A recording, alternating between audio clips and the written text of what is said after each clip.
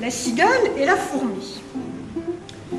La cigale, ayant chanté tout l'été, se trouva fort dépourvue quand la bise fut venue. Pas un seul petit morceau de mouche ou de vermisseau. Elle alla crier famine chez la fourmi, sa voisine, la priant de lui prêter quelques grains pour subsister jusqu'à la saison nouvelle.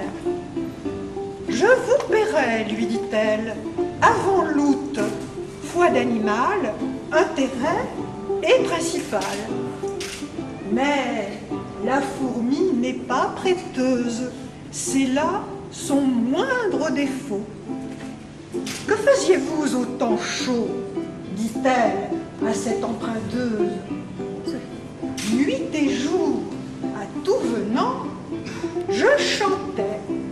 Ne vous déplaise, vous chantiez, j'en suis fort aise. Eh bien, dansez maintenant.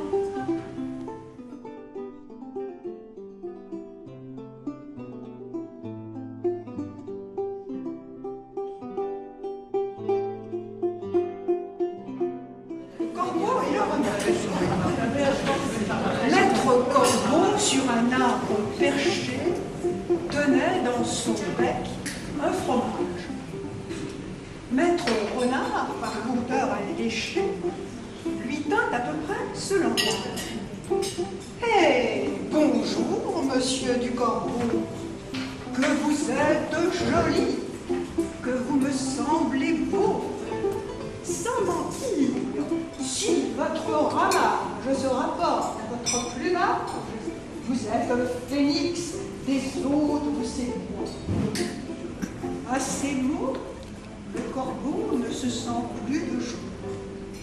Et pour montrer sa belle voix, il ouvre un large bec et laisse tomber sa proie. Le renard s'en saisit et dit: « Mon bon monsieur, apprenez que tout flatteur vit aux dépens de celui qui écoute. Cette leçon vaut bien un fromage, sans doute. » Le corbeau, honteux et confus, jura un peu tard qu'on ne l'y prendrait plus.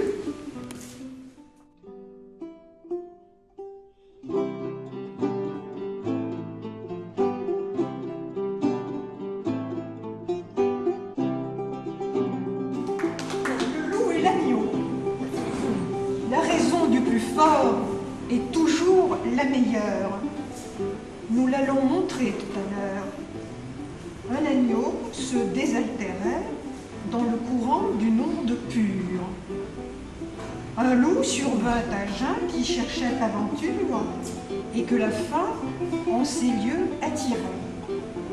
Qui te rend si hardi de troubler mon dommage, dit cet animal plein de rage. Tu seras châtié de ta témérité. Sire, répond l'agneau, que votre majesté ne se mette pas en colère, mais plutôt qu'elle considère que je me vas désaltérant dans le courant, plus de 20 pas au-dessous d'elle, et que, par conséquent, en aucune façon, je ne puis troubler sa boisson. Tu la troubles, reprit cette bête cruelle, et je sais que de moi tu médis l'an passé. Comment l'aurais-je fait si je n'étais pas né, reprit l'agneau, je tâte encore ma mère. Si ce n'est toi, c'est donc ton frère. Je n'en ai point.